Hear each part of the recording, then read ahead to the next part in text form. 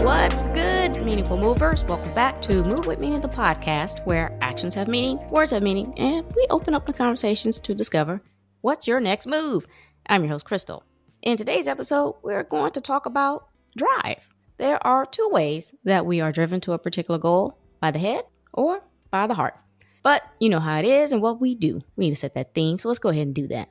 The word of the day is dedication. This is feeling strongly to support someone or something. There are times where we are so engrossed in the appearance of everything being okay, we almost lose ourselves. In fact, we guarantee that we will hit rock bottom doing that. I tell you what, there's only one thing you can do at that point. Stand up. That's enough of me talking. How about we introduce our guest? And there's no one better to do that than herself. Barb, why don't you give the people a bit of background about yourself and what you're going to share with us today? All right. Hey, Krystal. Thank you so much for inviting me. Hi, everybody. My name is Barb Nangle. I am a boundaries coach, which is kind of hilarious because I am now 61. And back in 2015, when I was 52, I hit a codependent bottom. If you're not familiar with what that means, welcome to the club. I wasn't either. I had never heard the word codependent, even though I had been in therapy since age 15. I read a gajillion self-help books. I did workshops and workbooks and work groups and spiritual groups and support groups and physical fitness and health and you name it. So codependent people are essentially people that are focused on that which is outside themselves. So what is he doing? What is she doing? What are they doing? A typical codependent is often in a relationship with someone who's an addict or an alcoholic, but that's not the only place where we find codependence. So I hit a codependent bottom. I landed in 12-step recovery. If you're not familiar with 12-step recovery, most people have heard of Alcoholics Anonymous. It was the first 12-step recovery ever in the 1930s. Now there are hundreds of them. I got into Codependence Anonymous and very quickly felt a sense of relief. And I remember saying to somebody, I think I need to be reparented. But I didn't know that reparenting is a thing that people actually do. And then a few weeks into going to Codependence Anonymous, I went away to go visit friends, one of whom had been in AA or Alcoholics Anonymous for many years, raved about how utterly transformed her life was. And so I told her, hey, I'm going to Coda. She was like, oh, that's great. Let's see if we can find a meeting here. Well, Krystal, she couldn't find a Coda meeting, but she found an ACA meeting, which I knew of as ACOA. They're the same. I now know that. Adult Children of Alcoholics. Well, I didn't think I qualified, but she did because her dad's an alcoholic. And when I got to the meeting, I learned it's actually called Adult Children of Alcoholics and Dysfunctional Families. Now for that, I qualified. So we go to the meeting, and in the opening readings, one of the things they said was, we reparent ourselves. And I was like, wait, what?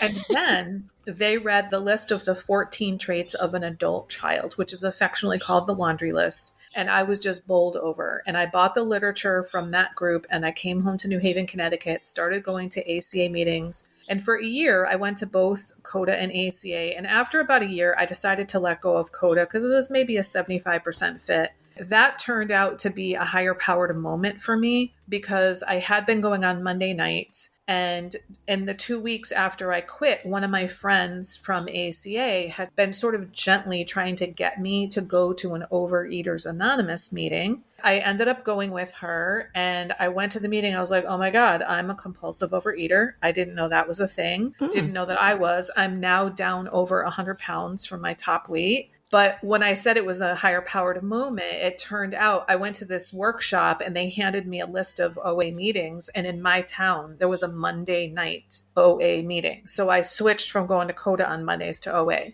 So for me, the 12 steps utterly transformed my life. So I mentioned before all that self-development and personal growth stuff. Yeah. The way I think of it, Krystal, is that stuff sort of scratched the surface of the iceberg of my life, and recovery melted the iceberg of my life. So for me, the 12 steps are where it's at. That's why I started my podcast, which is called Fragmented to Whole, Life Lessons from 12-Step Recovery, because I've been trying my entire life. And I got to recovery and I'm like, wait a minute, I've never heard of any of these concepts. There's all this wisdom in recovery that I want to get out into the world. And then the other thing that happened for me was that I learned how to build healthy boundaries in recovery. And because I think of codependence as my core wound. The reason that I ate, why I drank, why I smoked weed and all that stuff for all those years was because of the codependence. And what I learned in ACA is the codependence is a result of childhood trauma, which comes from intergenerational family dysfunction. I didn't know any of that stuff. Mm. I didn't know any of that applied to me. But learning how to build healthy boundaries is essentially the antidote to codependence. I learned how to build boundaries through this sort of haphazard, meandering 2 to 3 year path through the 12 steps of recovery programs. And after I got a handle on boundaries and realized, oh, that's what I didn't know I was building boundaries, I started reading about them. It helped me to retroactively understand, oh, this is what was happening, or this is what I was doing, or that's what the concept is. And as I was doing the reading, Krystal, I would draw, like visually depict, like, what does that seem like to me visually? Because I'm a pretty visual person. Mm-hmm. Well, those drawings turned into handouts, which turned into a workbook, which is now the spine of my boundaries coaching program. I do both private and group coaching for women. Mm. Well, I'll privately coach a man, but in groups, I do women. And what I've done is I've basically learned how to create this accelerated process for people to build healthy boundaries so they don't have to do a meandering haphazard path the way I did. And so this is a mission for me. You know, I primarily coach women, especially professional women like managers, business owners, nonprofit workers, women who say yes when they really want to say no, Mm-hmm. and who neglect themselves because they're so focused on others, because that was former me. I was a professional woman. When I got into recovery, I was still working full time at Yale University, and I was astonished at the ripple effect of me alone building healthy boundaries on my team and my organization. Because I was like, wait a minute, nobody else is in recovery. What's going on here? So what I want for other women is for them to start saying yes to themselves and to still give generously, but in a way that's sustainable because they're filling their cup first. They're not Mm-hmm. neglecting themselves anymore. And I don't know if you've ever heard of Ashley Kirkwood. She wrote the book, Speak Your Way to Cash. She says, don't pour from the cup, pour from the overflow. And the only way you can Mm-hmm. have overflow is if you fill your cup first. So that is about as an abbreviated version of my story that I can tell. I hope that that answers your question and your audience question of like who I am and how did I get where I'm at. It does. It does. You were dropping so many things there that I wish I had my little notepad here, and I normally do, but I know for sure these buzzwords that were just ringing out. The reason that they're buzzwords is because they have the PR, right? So, Alcohol Anonymous. I didn't Mm-hmm. know anything about Codependent Anonymous. No, never knew. 9 times out of 10, you know you're an alcoholic, right? You know you're drinking.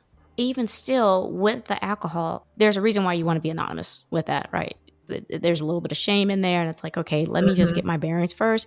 But I didn't know that you, like, if you identified as codependent, right, and you're like, Mm-hmm. okay, I have something else going on here, that you would want to approach that anonymously.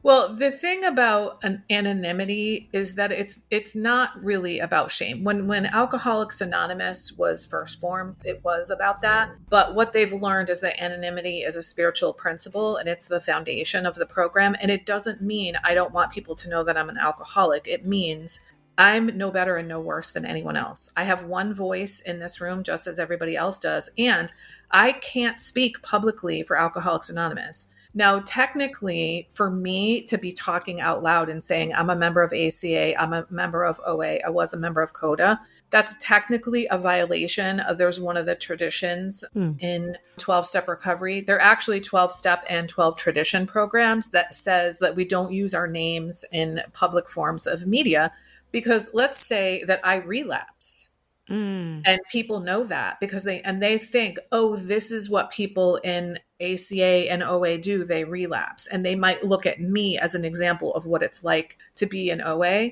But I have taken the stance that I can live with that, violating that tradition, because more people have found out that they're adult children, that they have childhood trauma, that they're compulsive overeaters, that they have codependence from hearing me tell my story, and they know where to go Mm. to get the Mm-hmm. help. Like some people don't want anybody to know, and it's perfect for people like that. But you yourself are the one that gets to decide whether you break your anonymity or not and let people know that you're in such a program. So it's not so much about shame, though it can be. And I do want to challenge one of the things you said. You said something like 90% of people know they're alcoholic.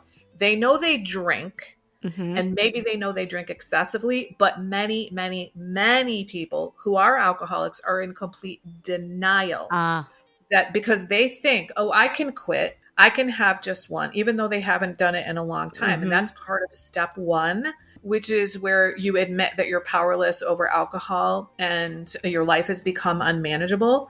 And so part of the work you do is list all the ways in which your life has become unmanageable and all the ways that you've tried to quit and all the things, all the stories that you've told yourself. Like, actually, it's easier for me to speak about food because I'm not an alcoholic, though I did drink abusively until I was in my early 40s, but I just sort of stopped. I didn't quit. I didn't make a decision. It just sort of happened. But with the food, I have so many times been like, okay, I'm only going to have one. I've never had one in the freaking history of my life, right?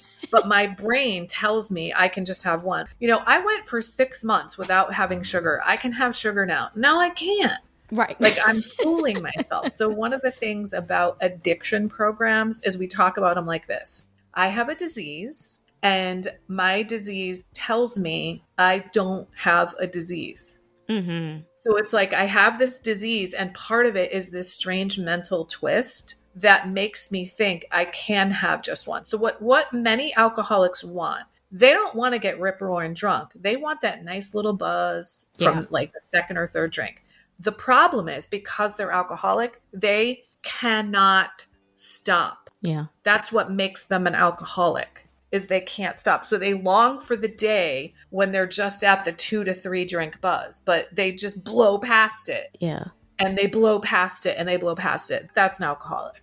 I'm glad you corrected me on that because I don't even know why I thought about it that way because as soon as you said that, my father was an alcoholic as well. And I say was because he's in recovery right now. And I remember him going through a rough patch. He was in counseling with my mom, really to go over this. And so he was chatting with me about it. You're right. The denial was real. Like I'm talking to someone who I look up to, right? And I'm listening to them rationalize and validate an addiction. And that is part of the disease. That's the really insidious part. And this is one of the reasons. There's many reasons why people don't look at addiction as a disease. They look at it as a moral failing. But part of the disease is not just the physical addiction to the substance. It's the mental part that comes with it. The way that we talk about it in recovery is that there's a physical and a mental component. So the physical part, the way that we deal with it is we abstain from the substance. So I abstain from sugar and I have boundaries around my food and how I eat and when I eat and how much I eat and what I eat. Right. But then there's the mental component. The way you deal with the mental component is through the 12 steps of recovery. So in the 12 steps, it doesn't say don't drink, but you're never going to recover if you don't drink. The 12 steps is not about the stopping drinking. It's about staying stopped from drinking. Right. And so the 12 steps, the way that we talk about it is that it leads you, they say step 12 actually has 3 parts to it. But the first part is having had a spiritual awakening as the result of these steps. A spiritual awakening means I can be, see, think, do, and have that which I could not be, see, think, do, and have before recovery. In other words, I am changed as a result of going through steps 1 through 11. So I'm a different person. We call that a spiritual awakening. You know, some people may know, maybe they don't know, 12-step recovery programs are spiritual programs, not religious, spiritual programs. And most people use the term higher power because it doesn't have to connote any kind of a deity or spiritual being. It's just something greater than yourself. Because, you know, in step 1, we say we're powerless. So my problem is a lack of power. Well, what do you do when you have a lack of power? You get some other power source greater than you, a higher power. So lack of power is my problem. The solution is a higher power. And I'm going to get to a higher power through the process of steps 1, 2, 3, 4, 5, 6, 7, 8, 9, 10, 11. Yeah. I wonder, and this is just from others who already have the higher power. So for me, God. Mm-hmm. And I'm addicted to something. So now I don't have to reach for that. I think it for me in that place is I think in that moment, I mean, I'm trying to get my thoughts together because it's a very humbling experience to say I am powerless. Oh my Ooh, God, yes. goodness. Well, in some ways it's humbling, but it's also a relief, an enormous relief, Mm-hmm. because I thought that I was like a bad, weak, Right. Yeah. moral failure for not being able to stop eating. I would be like, what the fuck is the matter with me? Jesus Yeah. Christ, how many times do I have to go through this? How many diets do I have to be on? How many times do I have to make my weight go up and down 50 pounds? Yeah. But I didn't understand the addiction component. When I went to my first OA meeting, it was actually a workshop where I heard a bunch of speakers. The first speaker, first of all, he said, I'm down over 185 pounds for over 30 years. And I was like, you've got my attention. Because everybody that I knew that had lost over 100 pounds had all had surgery. And 9 of the 10 of them had Oh. gained their weight back. And I worked for Weight Watchers, and we know at Weight Watchers statistics there, 95% of people gain their weight back. So this man has not only lost an enormous amount of weight, but he's kept it off for 30 years. So I'm going to listen to what he has to say. Yeah. Then he proceeded to do a presentation on the cycle of addiction as it applies to food. And I was like, oh my God, I'm a compulsive overeater. Now, when I left that meeting, Krystal, I was very clear I'm a compulsive overeater. I'm going to start going to this Monday night OA meeting. And it was probably 3 days after that that it even occurred to me that I might lose weight. What I Hmm. got in abundance from that meeting was that the insanity could leave me. The obsession with the food could be taken away. The constant thinking and planning and berating myself and counting calories and grams and repetitions and all that stuff could end. Like I got that from the speakers. Yeah. And so to me, that's what I wanted. Most people just want to lose the weight. They don't care about that. But for me, it was really clear the insanity can go. And actually, a cute little phrase that we use in OA is people will say, I came for the vanity and I stayed for the sanity. So they Okay. came because they want to be thin, but then they got sane and they're like, screw thinness. I want sanity. It's not that I don't want thinness. And like for me, I mentioned I'm down over 100 pounds from my top weight. Of course, being in a smaller body is way better, right? Mm-hmm. But it's Mm-hmm. nowhere near as good as the sanity and the clarity and the healthy boundaries. I mean, I learned boundaries both from OA and from ACA and somewhat from CODA too. Because when you're in a food program, first of all, a food plan is a boundary. It's a bunch of boundaries. Like I have limits around what foods I eat and do not eat. I Mm. have limits around how much food I eat. I have limits around the times that I eat and how many times a day that I eat.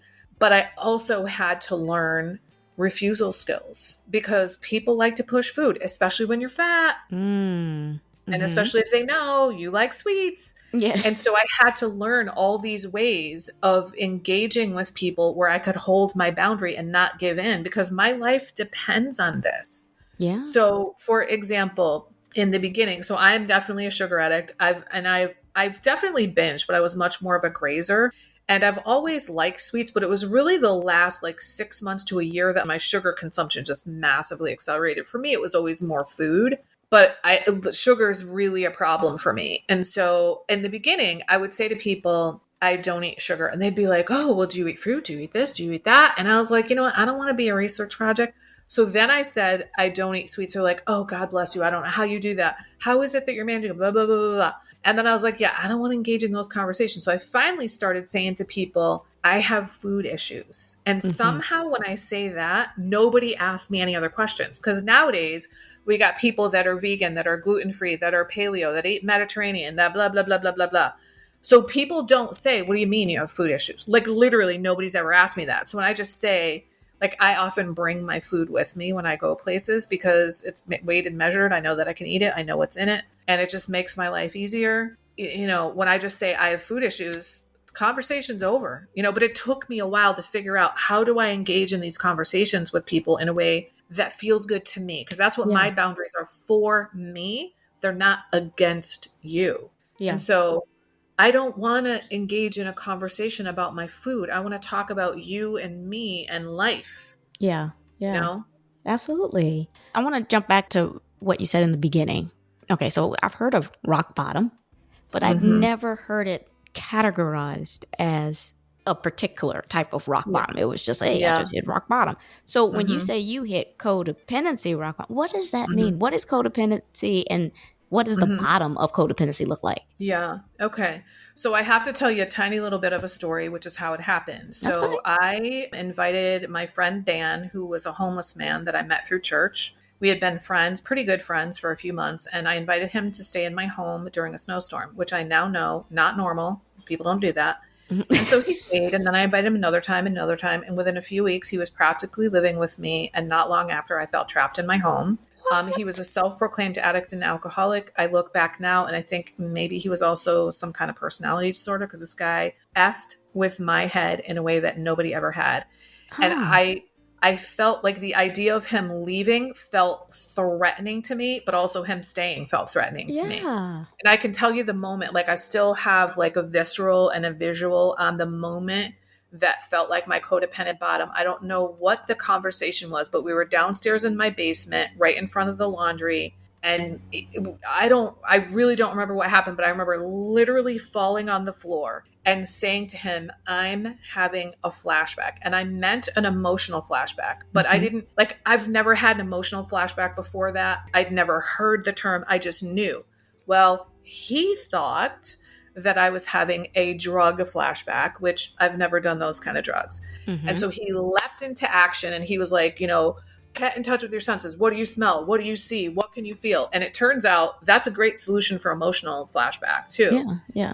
And like, I literally felt like I was going to die. And what I now know is that that was a trauma response. So trauma, I want to take a moment to say something about that because there's a lot of misunderstanding about it. Most people, when they hear trauma, they think of what we call big T trauma. This is blunt trauma. You Mm. were like in a hurricane, you were in a war zone, you got attacked, right? Trauma can also be little t trauma. This is a relational trauma that happens in often little spurts, but over time, typically in the context of a relationship with some kind of a caregiver, but definitely someone that there's a power differential in the relationship. And the main way that people in the ACA program are traumatized is by emotional abandonment, sometimes actual abandonment, but abandonment is the core Hmm. wound for adult children. And the ACA Big Red Book, this is our fellowship text, it refers to that as a soul wound. Mm. So when I say that this was emotionally painful beyond anything I had ever experienced, it was a trauma response because he nicked my soul wound. Mm. So the codependent bottom was this fear of being, quote, abandoned by him. Now, Yeah. this was a man I only knew for a handful of months. It wasn't a romantic relationship, but something about him made me feel compelled to rescue him, to save him, Hmm. right? Yeah. He didn't want to be rescued or saved, but then of course he would take all of the like the cigarettes that I bought for him and the food that I cooked for him and the fact that I let him do laundry here and let him sleep on my couch and all that. He was willing to take all that stuff, but he didn't want to be saved. So Yeah. that's a codependent bottom. If you want to hear about another one, I can tell you about my sugar bottom too, because I had one of those too. Wow. Okay, with the sugar bottom, when you hit your codependency bottom, is that when you got into coda? Soon after, soon Okay. after. So you had the So sugar bottom after this? a And then year that's when. later. Yeah, I was a year into ACA and CODA when I hit my sugar bottom. So the way that happened for me is I knew that I needed to start my days out eating a healthy breakfast. Like I really tried to do that because if I did not, then like the food would go downhill. But this one Hmm. particular day, I had to do a fasting blood test. And I came out of the lab starving and I was in the parking lot where the grocery store is. So I went over there and I decided to get some donuts. Not a good way to start the day. Hmm. So I had 3 donuts for breakfast. And then that evening, I was driving home from somewhere and I wanted some more donuts. So I went to a Dunkin' Donuts, and this is total addict thinking. I walked in and I'm like, well, if I order 3 donuts, they'll know that they're for me. But if I get a box of 6, then maybe they won't think they're for me. That's like an alcoholic will recognize that kind of thinking. Like they give a Oh. shit whether the donuts are for Yeah. me, right? This is all me because everything is about me. So I get in the Yeah, car right. and I'm like 10 minutes from home and I start shoving the donuts in my mouth and I'm crying and I say, God, please take this compulsion from me at least until I get home. Not Mm. forever, but at least until I get Right. home. So I get home and I'm like, I'm not going to eat those other 3 donuts. I'm not going to eat those other 3. I'm not going to eat. And of course, I ate the other 3 donuts. And then I live alone, but I shoved the box in the bottom of the garbage.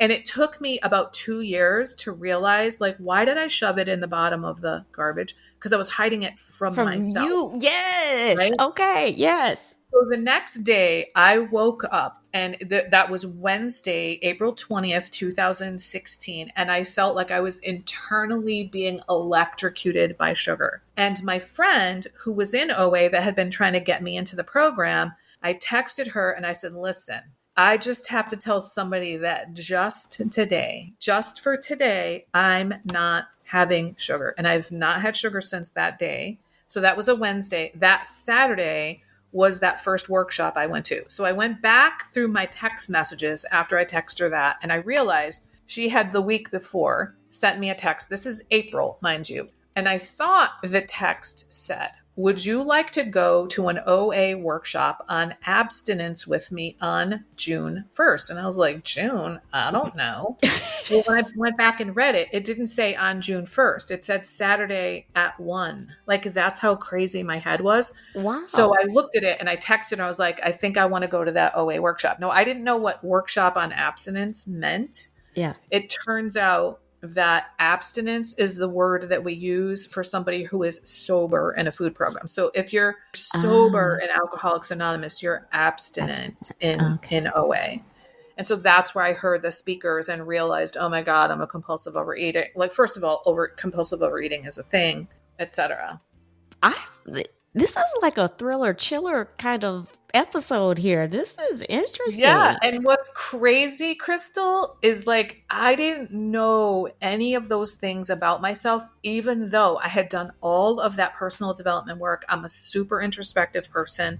I found out so many things about myself in recovery. This is why I started the podcast. Yeah. I have 282 episodes and I'm probably never going to stop because I've learned so much in recovery that I just did not learn from any of those therapists, all of whom were mediocre at best, except for one or two. They were decent. From all the books, like you name it. Like I did all this work and the 12 steps for me are where it's at. And then I built my business. I did get laid off from Yale University where I was working. And then through a series of serendipitous events, I decided to start my own business. And it just made sense for me to become a boundaries coach because that's my core wound is the codependence. And I think, one of the reasons I'm such a good boundaries coach is because I know what it feels like in my body to have really horrendous boundaries. And I know what it's like emotionally, psychically, spiritually to have really healthy boundaries and what it's not. And more importantly, I can articulate the experience and I can take you on the journey. And it doesn't matter how old you are. Like I was 52, right? It's not too late. Yeah. Here's something that people love to hear about. I'm in the first and only healthy relationship of my life. I met him when I was 55 and he was 60. Next month is our 6-year anniversary. I wasn't capable of being in a healthy relationship before. When you have unhealthy boundaries, it's very difficult to be in a healthy relationship because you don't know who you are. You don't know where you end and they begin. You don't know what's my responsibility, what's their responsibility. Like I was a chameleon. I was a people pleaser, which I didn't know that I was a people pleaser. I prided myself in being a chameleon. I was a rescuer, fixer, savior, enabler. And I thought all that was good.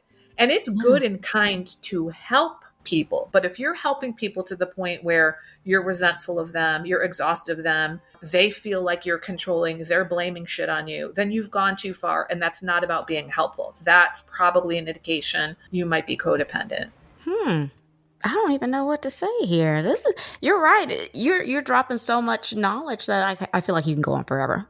And speaking of your episodes, wow, you can. So I think that's yeah. So yeah, quickly, just to transition really quickly, you've left and this has impacted your life so much so that you've transitioned into a full-time practice of this. So you also do professional speaking, not public speaking. Right. Okay. Tell me. You remembered. I did. Yeah. I did. Yeah. So Yeah. what's the difference between those? Yeah. So, what I understand is that public speaking is for free and professional speaking is for pay. And Mm-hmm. so, I am a professional speaker. It doesn't mean that I never speak for free, but I want people to understand like this is a profession for me. And Yep. so, I'm really interested in speaking with organizations that are either serve professional women or are filled with professional women. I have two signature talks. One is called Stop Overgiving, Repair Your Life from the Inside Out. And the other one is called Reduce Burnout and Turnover, Build Healthy Boundaries for You and Your Organization. And so if anybody knows anybody who needs that, I'm your woman. Okay. Okay. Hey, give back to move forward. I love that. Mm-hmm. Well, I'll tell you what, you didn't drop so much knowledge on us today. I hate to ask, but I know you got them. You got any golden nuggets you want to add some ketchup just to recap? I do. Yeah. What I always end with is keep the focus on yourself. So codependence is all about focus on others. The four suggestions for how to keep the focus on yourself. Number one, ask yourself, what do I want or need in this situation? I never asked that. Number two, is this really my business? I know I gave lots of unsolicited advice to people and I had opinions about everything. It's none of my business. Mm. It's a lot easier to have a lot more energy in your life when you're living one life, yours. Number three, the phrase we use in recovery is, what's my part? Or another way to think of it is, what could I do differently next time? So if you have a scenario that didn't work out the way you liked it, especially if it's happened again and again and again that way, what's your part? Like, what could you do differently in the future?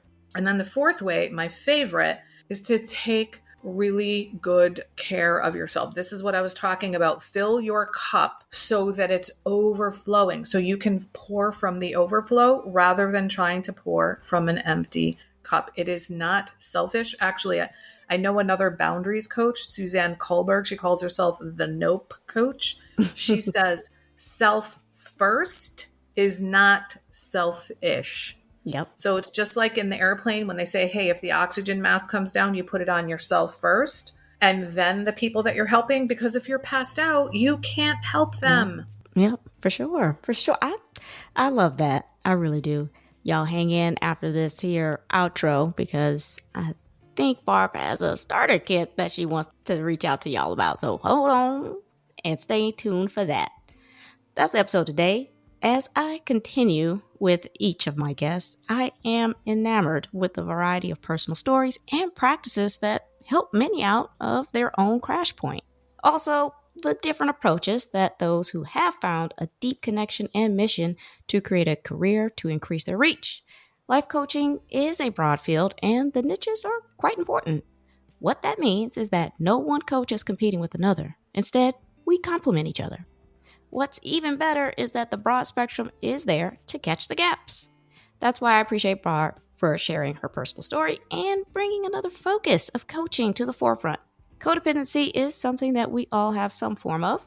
Have you said you are all right when you really weren't, or overlooked a slick comment by someone you felt was a dear friend? Even if you have reached the F it stage, there was a once upon a time. What were those moments and how did you break the chain? I love it all, and so will someone else. Before I let you go, Barb, why don't you go ahead and remind the people who you are, where they can find your resources, or reach out to you. I'm Barb Nangle, boundaries coach, and the best place to reach me is on the page with my boundary building starter kit. It's boundariesstarterkit.com. It is a multimedia kit with 9 videos, 2 worksheets, an article, and a link to a podcast playlist of only episodes about boundaries. Right now, there's over 35. There will be more in the future. And when you get to that page, it has every other way you can get a hold of me. You can follow me on Instagram. You can email me, whatever you want to do from that page. Fantastic. I'll make sure to include all of Barb's resources and connections in the episode description, as well as on my website's resources page, movingwithmeaning.com. Make sure you guys subscribe to the show, Move With Meaning the podcast, and tap that alert bell so you know when these episodes drop. I am on Apple Podcasts, Amazon Music, Spotify, and YouTube Music. Please share, like, repost, and follow. Tag someone. We are creating a community. Quick housekeeping before you go. Follow me on Instagram at movingwithmeaning82 and on Pinterest at Arthur KB Clark. Also, connect with me on LinkedIn. I do dabble in TikTok at Krystal B. Clark, My Etsy store has some handy dandy digital downloads. Lastly, run over to my YouTube channel and have a look or two. Links are in the episode. Alrighty, I'm Krystal on Moving with Meaning, the podcast, reminding you to take it one step at a time. All moves have meaning. Check y'all later.